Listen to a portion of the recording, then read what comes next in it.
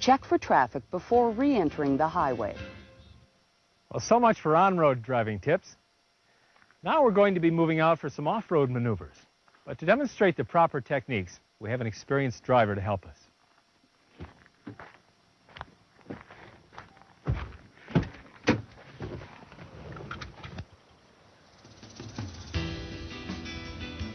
Let me explain how simple it is to shift into four-wheel drive.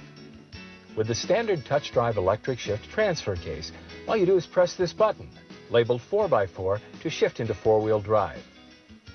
You'll know you're in the four-wheel drive mode because the light will appear, and a 4x4 graphic will display here. You can shift in and out of four-wheel drive high while the vehicle is stopped or while traveling at normal road speeds. Your standard touch drive transfer case also has a low-range mode, which provides power to the front and rear axles at reduced speed. To shift into or out of low range, you must stop the vehicle and shift either the automatic transmission to neutral or disengage the clutch on a manual transmission before pushing the low range button. When it's in low range, a light also appears, and a low range graphic is displayed. If your Explorer is equipped with the optional manual transfer case, a different procedure is necessary. You'll need to manually lock the front hubs for four-wheel drive operation. Transfer case selection is made by placing the shift lever in the desired position. Again, shift into or out of the four-wheel drive low range only when the vehicle is stopped and the manual clutch is disengaged, or the automatic transmission is in neutral. The neutral position on the manual transfer case should only be used when the vehicle is being towed. Caution must be used when the transfer case is in the neutral position, because the vehicle is free to move even though the automatic transmission is in park or the manual transmission is in any driving gear. When you're operating in tight situations, you must be aware of the clearance needed for the rear of the vehicle and swing wide enough to avoid a hang-up. When driving over logs, it's best to present one wheel at a time rather than taking it head-on. We call this maneuver duck walking. And always be aware of the clearance beneath the axle differential housing in areas where ground clearance is limited. When operating on steep grades, avoid angling up the grade or turning the wheels. The recommended way to do it is to approach the grade in a straight line to the very top. If you're off-roading in wet grass, bear in mind it can be as treacherous as ice or snow.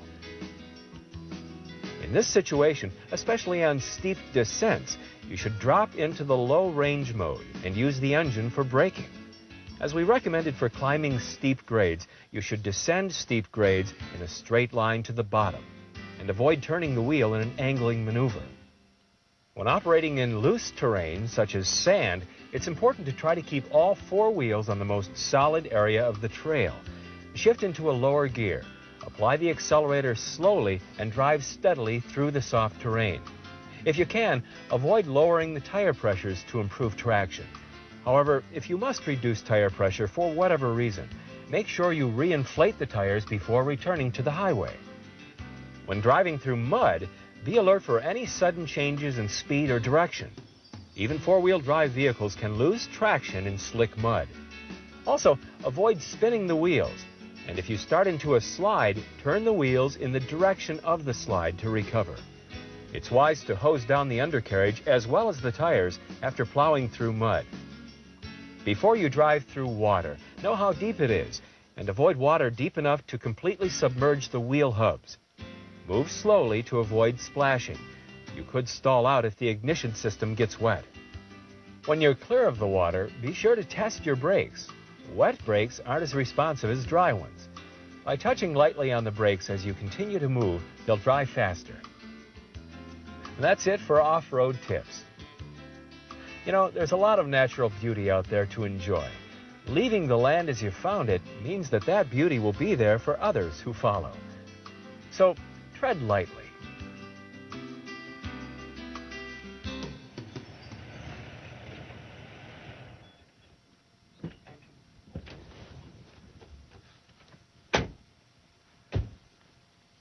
Well, we've given you some basic information about your new Explorer. However, we've really only touched on the highlights. For more detailed information, read your owner's guide, supplements, information labels, and talk to your Ford dealer. Remember, to get long-term enjoyment from your Explorer, treat it properly. Don't place demands on it that may be unsafe. And follow the recommended maintenance schedules. As you explore places you couldn't get to in a conventional vehicle, you'll open new doors to greater traveling comfort, enjoyment, and performance. You'll find that you've chosen a vehicle of uncommon flexibility, one that responds to your active and varied lifestyle and expresses your spirit of individuality. You chose a vehicle to satisfy the driving enthusiast in you. Now, let Explorer take you in search of your adventures.